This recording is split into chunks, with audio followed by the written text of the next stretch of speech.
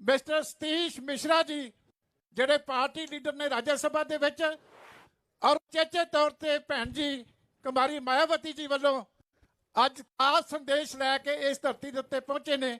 National general secretary ਨੇ ਉਹਨਾਂ ਦਾ ਸਨਮਾਨ ਬੜੇ ਹੀ ਸੋਨਿਹਾਲ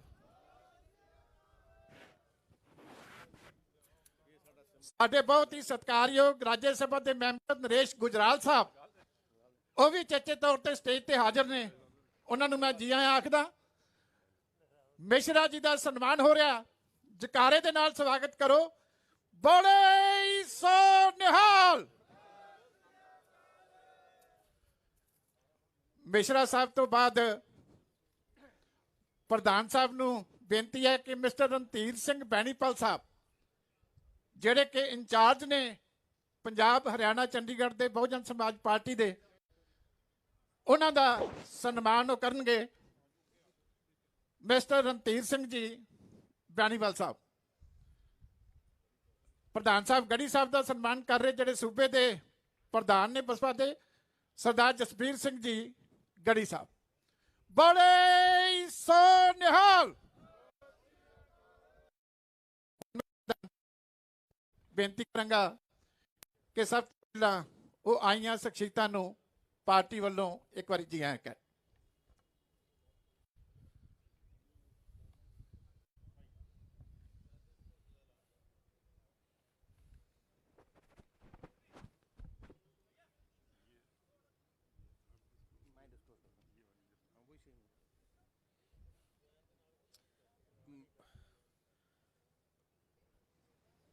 सब तो पहले मैं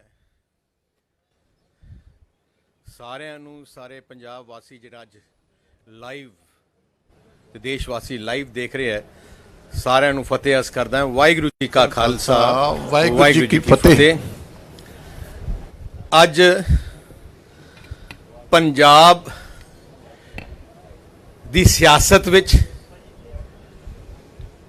ਇੱਕ ਨਵਾਂ ਦਿਨ ਹੈ, ਇਤਿਹਾਸਿਕ ਦਿਨ ਹੈ। ਪੰਜਾਬ ਦੀ ਅਗਲੀ ਪੋਲਿਟਿਕਸ ਵਿੱਚ ਇੱਕ ਬਹੁਤ ਵੱਡਾ ਮੋੜ ਹੈ। ਸ਼੍ਰੋਮਣੀ ਅਕਾਲੀ ਦਲ, ਪਹਿਲੇ ਮੈਂ ਅਨਾਉਂਸ ਕਰਨਾ ਚਾਹੁੰਦਾ ਅੱਜ ਦੇ ਦਿਨ ਸ਼੍ਰੋਮਣੀ ਅਕਾਲੀ ਦਲ ਤੇ ਬਹੁਜਨ ਸਮਾਜ ਪਾਰਟੀ ਇਕੱਠੇ ਅਸੀਂ ਜਿਹੜਾ ਆਉਣ ਵਾਲਾ ਵਿਧਾਨ ਸਭਾ ਹਲਕਾ 2022 ਤੇ ਉਹਦੇ ਬਾਅਦ ਵੀ ਜਿੰਨੇ ਵੀ ਇਲੈਕਸ਼ਨ ਹੋਣਗੇ ਅਸੀਂ ਇਕੱਠੇ ਲੜਾਂਗੇ। ਬੜੇ ਸੋਨਿਹਾਲ।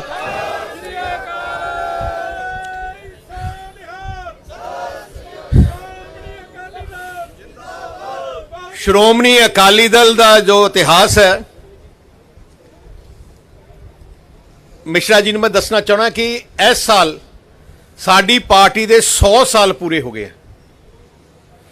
ਦੇਸ਼ ਦੀ ਆਜ਼ਾਦੀ ਦੇ ਵਿੱਚ ਤੇ ਦੇਸ਼ ਦੀ ਆਜ਼ਾਦੀ ਦੇ ਬਾਅਦ ਵੀ ਸ਼੍ਰੋਮਣੀ ਅਕਾਲੀ ਦਲ ਨੇ ਸਭ ਤੋਂ ਵੱਧ ਕੁਰਬਾਨੀਆਂ, ਸ਼ਹਾਦਤਾਂ ਦਿੱਤੀਆਂ।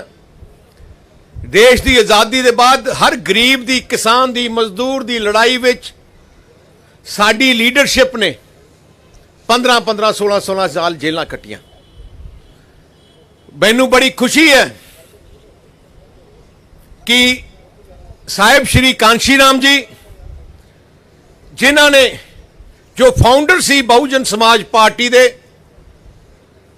ਉਹਨਾਂ ਨੇ ਆ ਜਿਹੜੀ ਮੂਵਮੈਂਟ ਹੈ, ਗਰੀਬ ਦੀ ਮੂਵਮੈਂਟ, ਜੋ ਸੈਕਸ਼ਨ ਦਬਾਇਆ ਜਾ ਰਿਹਾ ਸੀ, ਕੁਚਲਿਆ ਜਾ ਰਿਹਾ ਸੀ, ਉਹਨਾਂ ਨੂੰ ਇਕੱਠੇ ਕਰਕੇ ਉਹਨਾਂ ਦੀ ਆਵਾਜ਼ ਬਣ ਕੇ, ਜਿਵੇਂ ਡਾਕਟਰ ਅੰਬੇਡਕਰ ਜੀ ਨੇ ਦੇਸ਼ ਵਿੱਚ ਸੰਵਿਧਾਨ ਬਣਾ ਕੇ ਰਾਈਟਸ ਦਿੱਤੇ, ਉਵੇਂ ਸਾਹਿਬ ਸ਼੍ਰੀ ਕਾਂਸ਼ੀ ਰਾਮ ਜੀ ਨੇ ਪੂਰੇ ਦੇਸ਼ ਵਿੱਚ ਇੱਕ ਐਜੀ ਮੂਵਮੈਂਟ ਖੜੀ ਕੀਤੀ ਜਿਹਨੂੰ ਅਸੀਂ ਸਲਾਮ ਕਰਨਾ ਚਾਹੁੰਦੇ ਹਾਂ। ਤੇ ਮੈਂ ਅੱਜ ਸਭ ਤੋਂ ਪਹਿਲੇ ਮੈਂ ਬਹਿਨ ਮਾਇਆਵਤੀ ਜੀ ਦਾ ਧੰਨਵਾਦ ਕਰਨਾ ਚਾਹੁੰਦਾ, ਕਿਉਂਕਿ ਆ ਅਲਾਇੰਸ ਹੋਣ ਵਿੱਚ, ਆ ਦੋ ਪਰਿਵਾਰ ਇਕੱਠੇ ਜੁੜਨ ਵਿੱਚ ਸਭ ਤੋਂ ਵੱਡਾ ਯੋਗਦਾਨ ਮੈਂ ਬਹਿਨ ਮਾਇਆਵਤੀ ਜੀ ਦਾ। ਜੋ ਉਹਨਾਂ ਨੇ, ਮੈਂ ਕਿ ਜੋ ਗੱਲਾਂ ਹੋਈਆਂ, ਵਿਚਾਰਾਂ ਹੋਈਆਂ, ਜਿਵੇਂ ਉਹਨਾਂ ਦੀ ਸੋਚ ਹੈ, ਬੜੀ ਕਲੀਅਰ ਸੋਚ ਹੈ। ਫਿਊਚਰਿਸਟਿਕ ਸੋਚ ਹੈ ਤੇ ਮੈਂ ਐਜ਼ ਪ੍ਰੈਜ਼ੀਡੈਂਟ ਸ਼੍ਰੋਮਣੀ ਅਕਾਲੀ ਦਲ ਉਹਨਾਂ ਨੂੰ ਮੈਂ ਵਧਾਈ ਦੇਣਾ ਚਾਹੁੰਦਾ ਕਿਉਂਕਿ ਇਹ ਦੋਨੋਂ ਪਾਰਟੀਆਂ ਵਾਸਤੇ ਇੱਕ ਇਤਿਹਾਸਿਕ ਦਿਨ ਹੈ। ਦੋਨੋਂ ਪਾਰਟੀਆਂ ਦੀ ਆਈਡੀਓਲੋਜੀ ਸੋਚ ਇੱਕੋ ਜਿਹੀ ਹੈ। ਦੋਨੋਂ ਪਾਰਟੀਆਂ ਗਰੀਬ ਕਿਸਾਨ ਮਜ਼ਦੂਰ ਜੋ ਜਿਨ੍ਹਾਂ ਲੋਕਾਂ ਨੂੰ ਦਬਿਆ ਜਾਂਦਾ ਸੀ ਕੁਚਲਿਆ ਜਾਂਦਾ ਸੀ ਉਹਨਾਂ ਦੀ ਲੜਾਈ ਉਹਨਾਂ ਦੇ ਹੱਕਾਂ ਦੀ ਲੜਾਈ ਵਾਸਤੇ ਆ ਦੋਨੋਂ ਪਾਰਟੀਆਂ ਲੜਦੀਆਂ ਰਹੀਆਂ। ਜਿਵੇਂ ਪਹਿਲੇ ਦੱਸਿਆ ਗਿਆ ਪਹਿਲਾ ਸਮਝੌਤਾ ਬਹੁਜਨ ਸਮਾਜ ਪਾਰਟੀ ਨਾਲ 96 ਚ ਹੋਇਆ ਜਦੋਂ ਜਿੱਥੇ ਬਾਬੂ ਸ਼੍ਰੀ ਕਾਂਸ਼ੀ ਰਾਮ ਜੀ ਇਲੈਕਸ਼ਨ ਲੜੇ ਉਦੋਂ ਇਤਿਹਾਸਿਕ ਰਿਜ਼ਲਟ ਆਇਆ 13 ਪਾਰਲੀਮੈਂਟਾਂ ਵਿੱਚੋਂ 11 ਪਾਰਲੀਮੈਂਟ ਸੀਟ ਆ ਗੱਠਜੋੜ ਜਿੱਤੀ। ਬਹੁਜਨ ਸਮਾਜ ਪਾਰਟੀ ਨੇ 3 ਲੜੀਆਂ 3 ਤੋਂ 3 ਜਿੱਤੇ। ਸ਼੍ਰੋਮਣੀ ਅਕਾਲੀ ਦਲ 10 ਲੜੀ ਸੀ ਉੱਥੇ 8 ਜਿੱਤੇ। ਤੇ ਮੈਂ ਕਹਿ ਸਕਦਾ ਕਿ ਸਾਡੀ ਪਾਰਟੀ ਜਦੋਂ ਸ਼ੁਰੂ ਹੋਈਆਂ ਕਿ ਆਪਣਾ ਫਿਊਚਰ ਕੋਰਸ ਕੀ ਹੈ। ਸਾਡੀ ਪਾਰਟੀ ਵਿੱਚ ਗਰਾਊਂਡ ਲੈਵਲ ਵਰਕਰ ਤੋਂ ਲੈ ਕੇ ਉੱਪਰ ਸੋਚ ਸੀ ਕਿ ਆ ਦੋਨੋਂ ਪਾਰਟੀਆਂ ਨੂੰ ਇਕੱਠਾ ਹੋਣਾ ਚਾਹੀਦਾ ਹੈ ਕਿਉਂਕਿ ਦੋਨੋਂ ਪਾਰਟੀਆਂ ਦਾ ਮਿਸ਼ਨ ਇੱਕੋ ਇੱਕ ਹੈ। ਸਾਹ ਪ੍ਰਕਾਸ਼ ਸਿੰਘ ਜੀ ਬਾਦਲ 5 ਵਾਰ ਮੁੱਖ ਮੰਤਰੀ ਬਣੇ। ਉਹਨਾਂ ਦੀ ਜਿਹੜੀ ਸੋਚ ਕਰਕੇ ਹੀ ਪੰਜਾਬ ਦੇ ਲੋਕ ਉਹਨਾਂ ਨੂੰ ਟਰਸਟ ਕਰਦੇ।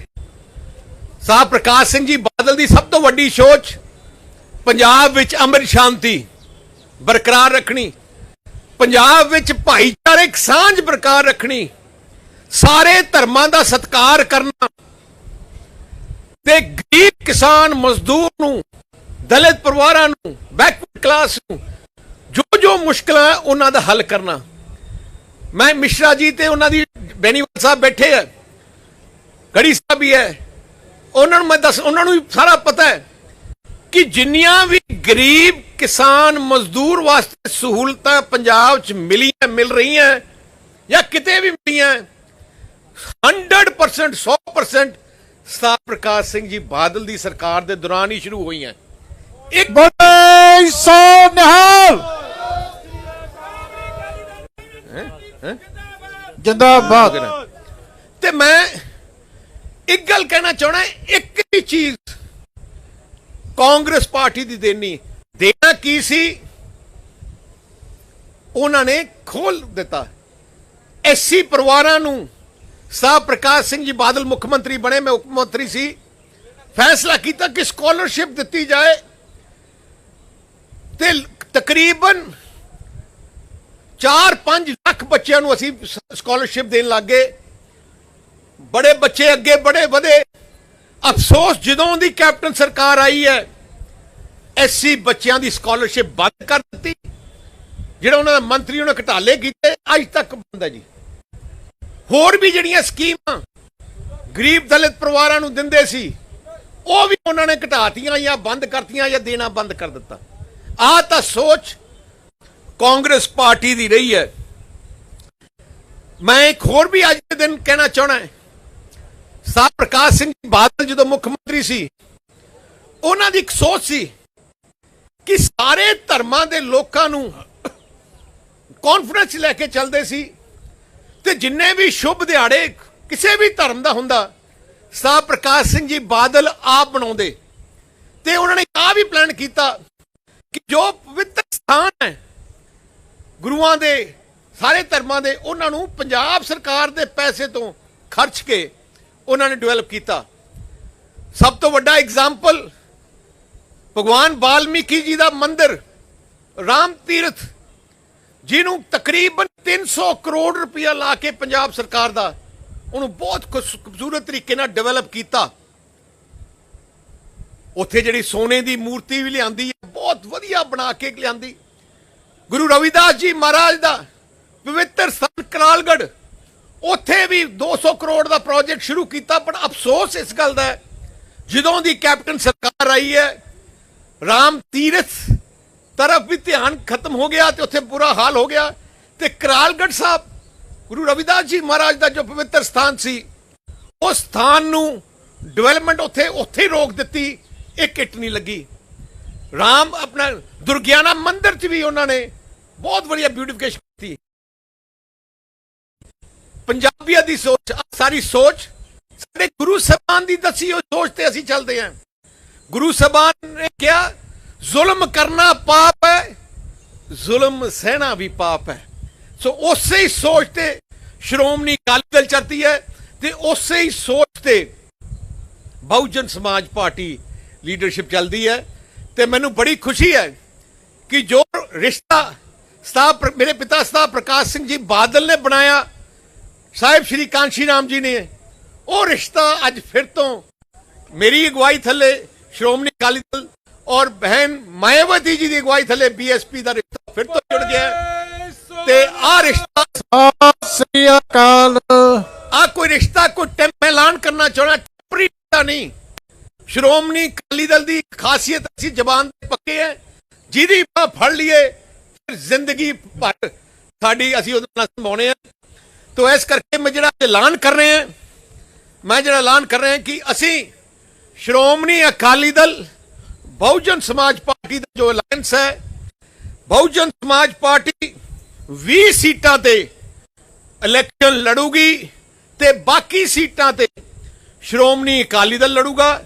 ਬੋਲੇ ਸੋ ਨਿਹਾਲ, ਜਿੰਦਾਬਾਦ ਭਾਰਤੀ ਬਹੁਜਨ ਸਮਾਜ ਪਾਰਟੀ। ਹਾਲੇ ਥੋੜਾ ਭੁਲੇਖਾ ਲੱਗੇਗਾ ਵਿੱਚ ਤੇ ਇੱਕ ਮਿੰਟ, ਤੇ ਮੈਂ ਜਿਹੜੀਆਂ ਸੀਟਾਂ ਬਹੁਜਨ ਸਮਾਜ ਪਾਰਟੀ ਲੜ ਰਹੀ ਹੈ ਇਸ ਸਮਝੌਤੇ ਤੇ, ਉਹਨਾਂ ਦਾ ਮੈਂ ਅੱਜ ਐਲਾਨ ਕਰਨ ਲੱਗਿਆ।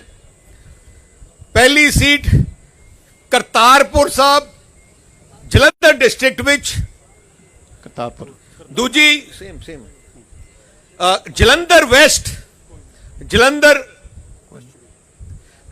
ਨਾਰਥ, ਉਹ ਵੀ ਜਲੰਧਰ ਜ਼ਿਲ੍ਹੇ 'ਚ, ਫਗਵਾੜਾ ਕਪੂਰਥਲਾ ਜ਼ਿਲ੍ਹੇ ਵਿੱਚ, ਹੁਸ਼ਿਆਰਪੁਰ ਸ਼ਹਿਰੀ ਜੋ ਮੇਨ ਹੁਸ਼ਿਆਰਪੁਰ ਸ਼ਹਿਰ ਦੀ ਸੀਟ ਹੈ ਉਹ ਹੁਸ਼ਿਆਰਪੁਰ ਵਿੱਚ, ਟਾਂਡਾ ਸੀਟ ਜੋ ਹੁਸ਼ਿਆਰਪੁਰ ਵਿੱਚ ਹੈ, ਦਸੂਹਾ ਸੀਟ ਜੋ ਹੁਸ਼ਿਆਰਪੁਰ ਵਿੱਚ ਹੈ, ਚਮਕੌਰ ਸਾਹਿਬ ਸੀਟ ਜੋ ਸ਼੍ਰੀ ਅਨੰਦਪੁਰ ਸਾਹਿਬ ਜ਼ਿਲ੍ਹੇ 'ਚ ਹੈ, ਰੋਪੜ ਜ਼ਿਲ੍ਹੇ 'ਚ ਹੈ, ਬਸਤੀ ਪਟਾਣਾ ਸੀਟ ਜੋ ਫਤਿਹਗੜ੍ਹ ਸਾਹਿਬ 'ਚ ਹੈ, ਮਹਿਲਕਾਟ ਸੀਟ ਜੋ ਬਰਨਾਲਾ 'ਚ ਹੈ, ਨਵਾਂ ਸ਼ਹਿਰ ਸੀਟ ਜੋ ਸ਼ਹੀਦ ਭਗਤ ਸਿੰਘ ਨਗਰ 'ਚ ਹੈ, ਲੁਧਿਆਣਾ ਨਾਰਥ ਸੀਟ ਜੋ ਲੁਧਿਆਣੇ 'ਚ ਹੈ, ਪਠਾਨਕੋਟ ਜ਼ਿਲ੍ਹੇ ਦੀਆਂ ਸੁਜਾਨਪੁਰ ਤੇ ਪਠਾਨਕੋਟ ਸੀਟ, ਆ 3 ਸੀਟਾਂ ਪਠਾਨਕੋਟ ਜ਼ਿਲ੍ਹੇ 'ਚ। ਫਿਰ ਅਨੰਦਪੁਰ ਸਾਹਿਬ ਦੀ ਸੀਟ, ਮੋਹਾਲੀ ਦੀ ਸੀਟ ਮੋਹਾਲੀ ਜ਼ਿਲ੍ਹੇ 'ਚ, ਅੰਮ੍ਰਿਤਸਰ ਨਾਰਥ ਅੰਮ੍ਰਿਤਸਰ ਜ਼ਿਲ੍ਹੇ 'ਚ, ਅੰਮ੍ਰਿਤਸਰ ਸੈਂਟਰਲ ਅੰਮ੍ਰਿਤਸਰ ਜ਼ਿਲ੍ਹੇ 'ਚ, ਤੇ ਪਾਇਲ ਉਹ ਲੁਧਿਆਣਾ ਜ਼ਿਲ੍ਹੇ 'ਚ। ਇਸ ਸੱਤ ਸੀਟਾਂ ਬੀਐਸਪੀ ਲੜੇਗੀ। ਮਾਝਾ ਵਿੱਚ ਸੀਟਾਂ ਬੀਐਸਪੀ ਲੜੇਗੀ ਤੇ ਦੁਆਬਾ ਵਿੱਚ 8 ਸੀਟਾਂ ਬੀਐਸਪੀ ਲੜੇਗੀ। ਸੋ ਅਸੀਂ ਜਲਦੀ ਹੀ ਸ਼੍ਰੋਮਣੀ ਅਕਾਲੀ ਦਲ ਦੀ ਤੇ ਬਹੁਜਨ ਸਮਾਜ ਪਾਰਟੀ ਦੀ ਕੋਆਰਡੀਨੇਸ਼ਨ ਕਮੇਟੀ ਬਣਾਵਾਂਗੇ, ਅਸੀਂ ਇਕੱਠੇ ਕਰਾਂਗੇ ਤੇ ਕੋਆਰਡੀਨੇਸ਼ਨ ਨਾਲ ਹਲਕੇ ਵਾਈਜ਼ ਆਪਾਂ ਮੀਟਿੰਗ ਕਰਕੇ ਮਕਸਦ ਇੱਕੋ ਇੱਕ ਹੈ, ਇੱਕ ਹੰਕਾਰੀ ਰਾਜਾ, ਇੱਕ ਲੁਟੇਰੀ ਕਾਂਗਰਸ ਜਿਹਨੇ ਪੰਜਾਬ ਨੂੰ ਤਬਾਹ ਕਰ ਦਿੱਤਾ ਹੈ। ਮਿਸ਼ਨ ਇੱਕੋ ਇੱਕ ਹੈ, ਪੰਜਾਬ ਨੂੰ ਇਹਨਾਂ ਲੁਟੇਰਿਆਂ ਤੋਂ ਬਚਾਉਣਾ ਹੈ। ਪੰਜਾਬ ਵਿੱਚ ਅਮਨ ਸ਼ਾਂਤੀ ਭਾਈਚਾਰਕ ਸਾਂਝ ਕਰਾਉਣੀ ਹੈ ਤੇ ਗਰੀਬ ਤੇ ਦਲਿਤ ਕਿਸਾਨ ਨੂੰ ਹਰ ਕਿਸਮ ਦੀ ਸਹੂਲਤ ਦੇਣੀ ਹੈ ਕਿ ਜੋ ਅੱਗੇ ਜਾ ਕੇ ਅੱਗੇ ਆਪਣੇ ਪੰਜਾਬ ਅੱਗੇ ਤਰੱਕੀ ਕਰ ਸਕੇ। ਇੰਡਸਟਰੀ ਤੇ ਵਪਾਰ ਨੂੰ ਪੂਰਾ ਡਿਵੈਲਪ ਕਰਕੇ ਪੰਜਾਬ ਦੀ ਇਕਨੋਮੀ ਨੂੰ ਵਾਪਸ ਰੇਲ ਤੇ ਲਿਆਉਣਾ ਹੈ। ਜੇ ਜਿਹੜੀ ਇਕਨੋਮੀ ਕੈਪਟਨ ਅਮਰਿੰਦਰ ਸਿੰਘ ਦੀ ਅਗਵਾਈ ਥੱਲੇ ਤਬਾਹ ਹੋ ਗਈ ਹੈ, ਇੱਕ ਐਜਾ ਮੁੱਖ ਮੰਤਰੀ ਬਣਿਆ ਜਿਹੜਾ ਘਰੋਂ ਨਹੀਂ ਨਿਕਲਿਆ, ਅੱਜ ਸਾਨੂੰ ਵੀ ਕੁਝ ਉਹਦੇ ਖਿਲਾਫ ਕਹਿਣ ਦੀ ਲੋੜ ਹੀ ਨਹੀਂ।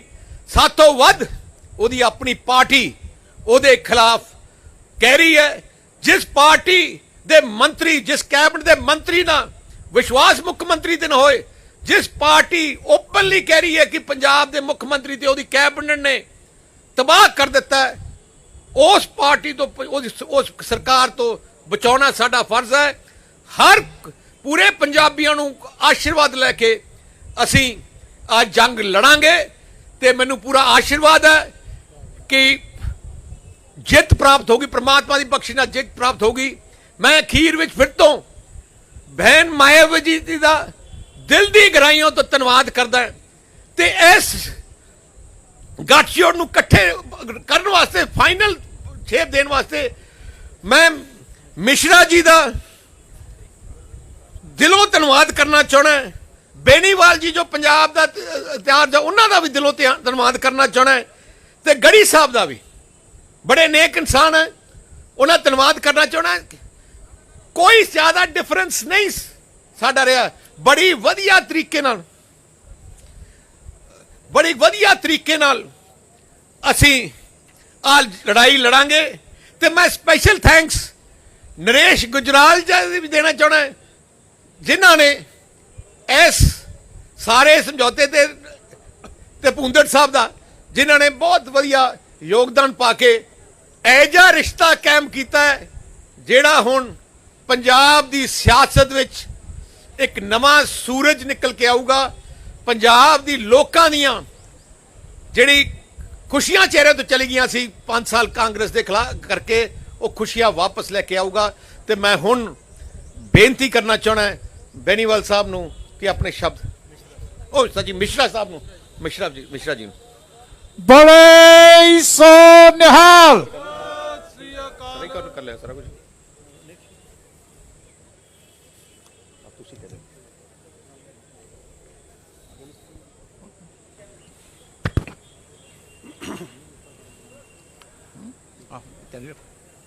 आज पंजाब स्टेट में, जैसा कि अभी सुखबीर सिंह बादल जी ने कहा है कि ये एक ऐतिहासिक दिन है, और इस ऐतिहासिक दिन इसलिए ये इतिहास में लिखा जाएगा क्योंकि आज बहुजन समाज पार्टी, जो कि एक नेशनल पार्टी है, उसका गठबंधन पंजाब की सबसे मजबूत पार्टी अकाली दल, श्रोमणी अकाली दल के साथ में हो रहा है और हो गया है। ये गठबंधन 25 साल आपस में बिछड़ने के बाद दोबारा हुआ है, और चूंकि ये 25 साल के बाद आपस में मिल रहे हैं, तो जैसा कि अभी सुखबीर जी ने कहा कि ये गठबंधन अब टूटने वाला नहीं है और ये गठबंधन हमारा हमेशा चलता रहेगा। बहुजन समाज पार्टी का हर कार्यकर्ता इस गठबंधन का तहे दिल से स्वागत कर रहा है, क्योंकि बहुजन समाज पार्टी और शिरोमणि अकाली दल की सोच आप और उद्देश्य दोनों ही आपस में मिलते हैं। दोनों ही पार्टियां किसानों, दलितों, शोषितों, मजदूरों, तरह दबे कुचले लोगों के हक और उत्थान के लिए लड़ाई लड़ती रहती हैं और लड़ती रहेंगी। बहुजन समाज पार्टी, जिसका गठबंधन सन 1984 में पंजाब प्रदेश में जन्मे मानवर श्री काशीराम जी द्वारा तथा माननीय सुश्री बहन मायावती जी के द्वारा, जो कि हमारी राष्ट्रीय अध्यक्ष हैं, किया गया था। पार्टी का गठन परम पूज्य डॉक्टर बाबा साहब भीमराव अंबेडकर जी, जो कि भारत के संविधान के रचयिता हैं और निर्माता हैं, के बताए हुए उद्देश्यों पर चलकर इस देश में सभी उपेक्षित वर्गों को उनका हक दिलाने और उनके अपने पैरों पर खड़ा होकर मांगने वाला नहीं बल्कि देने वाला समाज बनाने के उद्देश्य से किया गया था। आज का यह ऐतिहासिक गठबंधन इतना महत्वपूर्ण है कि इसके लिए सही माने में माननीय बहन मायावती जी, जो हमारी पार्टी की राष्ट्रीय अध्यक्ष हैं, वो स्वयं आना चाहती थी, लेकिन और इस गठबंधन की घोषणा में वो खुद रहना चाहती थी, लेकिन कोरोना की वजह से और कोरोना में के अंतर्गत लगे जो रिस्ट्रिक्शंस हैं उसके तहत यहाँ पर,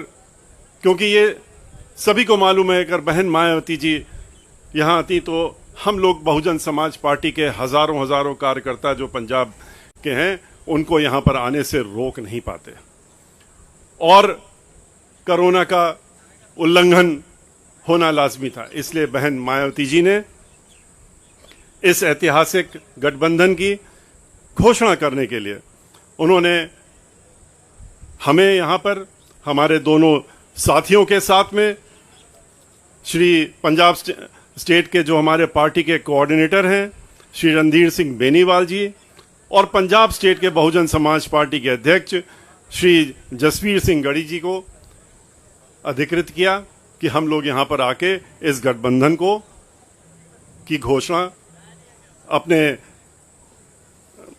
भाई श्री सुखबीर सिंह बादल जी के साथ में मिलकर के यहाँ पर करने का काम करें। ये गठबंधन इसलिए भी ऐतिहासिक और खास है क्योंकि ये गठबंधन पंजाब प्रदेश में वर्तमान में चल रहे करप्शन और घोटालों से लिप्त कांग्रेस की सरकार, जो खास तौर पर किसान विरोधी एवं दलित विरोधी है, को हटाकर अपनी गठबंधन की सरकार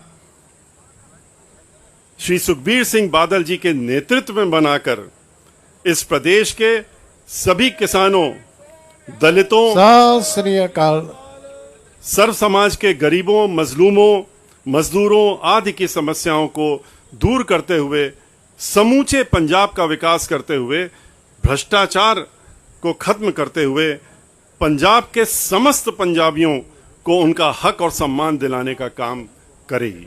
यह हमारा निश्चय और अटल निश्चय। अकाली दल और बहुजन समाज पार्टी के गठबंधन ने पहले भी पंजाब में इतिहास रचने का काम किया है, जैसा कि अभी आपको श्री सुखबीर सिंह बादल जी ने बताया। सन 1996 में के चुनाव में जब बहुजन समाज पार्टी और अकाली दल ने मिलकर के लोकसभा का चुनाव लड़ा था तो आपको मालूम है कि 13 सीटों में 11 सीटें इस गठबंधन ने जीतने का काम किया था, और जो एक सीट बहुजन समाज पार्टी 4 जो जिसमें लड़ी थी हारी थी, और अकाली दल जिसमें एक में नहीं जीत सकी थी, बहुत ही थोड़े वोटों का अंतर था, वरना पूरा क्लीन स्वीप था।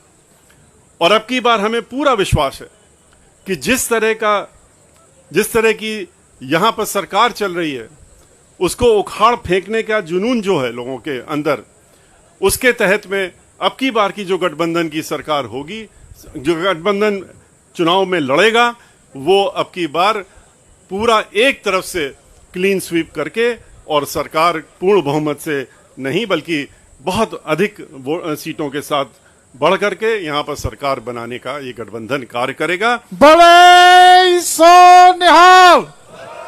और कैप्टन, आप जानते हैं कि इस समय कांग्रेस पार्टी की यहां सरकार चल रही है, और किसके नेतृत्व में चल रही है? कैप्टन अमरिंदर सिंह के नेतृत्व में चल रही है, जो सरकार किसानों और दलितों का खुलेआम उन दोनों पर अत्याचार कर रही है। कांग्रेस हर मामले में दलितों के साथ डिस्क्रिमिनेशन करती चली आ रही है। फंड्स जो पैसा दलितों के उत्थान के लिए चिन्हित होता है और चिन्हित है, उसे रिलीज न करना, उसका दुरुपयोग करके उसको किसी और चीज में लगा लेना, यह उसने कार्य करने का काम यहां किया है। लाखों की संख्या में आटा, दाल तथा ओल्ड एज पेंशन के कार्ड्स में खत्म कर दिए गए, जिससे कि जो उसके हकदार थे, जिनको उसमें कुछ मिल रहा था, उनका हक छीन लिया जाए। रिजर्वेशन के तहत एससी, एसटी, ओबीसी के कोटा की पोस्ट और खास तौर से एससी की कोटा की पोस्टों को खाली रखा गया है और उनको भरा नहीं जा रहा है, जिससे कि उनका हक उनसे छीना जा सके। यह देखा जा रहा है कि यहां पर जहां दलित स्टूडेंट्स को प्राइवेट कॉलेज में रोल नंबर नहीं दिए जा रहे हैं और इस तरह उनके मैट्रिक स्कॉलरशिप भी नहीं दी जा रही है। शगुन स्कीम भी सही तरीके से नहीं लागू की जा रही है। गरीबों और खास तौर पर दलितों को जो घर देने का वादा किया गया था, वो भी पूरा नहीं किया गया जा रहा है। आपको मालूम है कि जब भी उत्तर प्रदेश में 4 बार बहन मायावती जी के नेतृत्व में सरकार बनी, तो उन्होंने एक दो नहीं, उन्होंने मानवर काशीराम जी के नाम से गरीबों के लिए 2-2 कमरे के मुफ्त मकान बनाकर, पैसा नहीं लिया आज की सरकारों की तरह, और उन्होंने मुफ्त मकान बना करके उनको लाखों लाखों की संख्या में दे करके और उसमें उन्होंने आबाद करने का काम किया था। लेकिन यहां पर जो वादे किए थे वो भी पूरे नहीं किए जा रहे हैं। दलितों के लिए चिन्हित जितनी भी स्कीम्स हैं उनको इंप्लीमेंट करने की जगह उसका धन पूरी तरीके से दुरुपयोग करके भ्रष्टाचार किया जा रहा है। आज बाकी जो पार्टियां हैं उनके बारे में आपको अच्छी तरीके से मालूम है कि उनका किसान आंदोलन चल रहा है। किसान आंदोलन में आपने बहुजन समाज पार्टी और अकाली दल का आपने स्टैंड देखा है। हम लोग किसानों के साथ में खड़े हैं। पार्लियामेंट के अंदर दोनों पार्टियों ने, मैंने स्वयं खड़े होकर के किसान आंदोलन में जो तीनों बिल जो काला कानून के तहत पास किए गए हैं, जिसमें कि किसानों की जमीनों को छीनने का षड्यंत्र है और छीन करके उनको जमीनों से भी बेदखल करने का जो षड्यंत्र रचा जा रहा है, उसके विरोध में बहन मायावती जी ने अपना वक्तव्य दिया, बोलने का काम किया। हमें अधिकृत किया था पार्लियामेंट में, हमने भी ये बात उठाई थी। और इतना ही नहीं, आपको ये भी मालूम है कि इसका विरोध करते हुए पार्लियामेंट में, लोकसभा के अंदर अकाली दल की के जिनके चूंकि उस समय गठबंधन था, अकाली दल से श्री हरसिमरत कौर जी ये वहां पर मंत्री थी, लेकिन किसानों की जब बात आई, इस किसानों के बिल का उन्होंने विरोध किया। उन्होंने पहले उसको बनाने के पहले भी विरोध किया। जब उनकी नहीं सुनी गई तो उन्होंने इस विरोध को जताते हुए और इस पद को छोड़ते हुए, मंत्री के पद को छोड़ने का काम किया, त्यागने का काम किया और इस्तीफा दे करके उन्होंने किसानों के लिए खड़े होने का काम किया। तो बहुजन समाज पार्टी और अकाली दल का जो गठबंधन है, ये निश्चित करेगा, और ये हम उत्तर प्रदेश में भी किसानों से कह चुके हैं, इस देश के सभी किसानों से कह चुके हैं, और यहां फिर दोहराने का काम कर रहे हैं कि इस काले कानून को लागू नहीं होने दिया जाएगा, जिसके लिए किसान दिन रात लड़ाई लड़ रहे हैं और उनका कोई भी हाल पूछने वाला नहीं है। आम आदमी पार्टी के बारे में आपको अच्छी तरीके से मालूम है कि कांग्रेस की ही तरह, जैसे कांग्रेस इस बिल को पहले ला रही थी, जब किसानों ने विरोध किया तो विरोध जताने लगे। आम आदमी पार्टी ने तो इसका स्वागत किया था, इस बिलों का स्वागत करके और अपना बयान दिया था। उसके बाद जब किसानों का आंदोलन देखा, किसान को उन्होंने सड़कों में उतरते हुए देखा, तो उन्होंने अपनी पलटी मार दी। तो ऐसे लोगों से भी आपको खास तौर से चौकन्ना रहना पड़ेगा। बीएसपी और शिरोमणि अकाली दल की हम ये अपने साथियों से, जितने भी पंजाब में आपके माध्यम से, मीडिया के माध्यम से कहना चाहते हैं कि इन लोगों को, इन पार्टियां जो अपना मुखौटा कुछ रखते हैं, सोच कुछ रखते हैं, उस मुखौटे को पहचानना चाहिए कि उसके अंदर चेहरा कौन सा है। और ये गठबंधन जो है, ये ऐसी जितनी भी पार्टियां हैं उनके इस मुखौटे को जरूर उखाड़ के फेंकेगा और उनका असली चेहरा अब की बार जनता भी लाएगी और पार्टी हमारे कार्यकर्ता हम लोग भी लाने का काम करेंगे।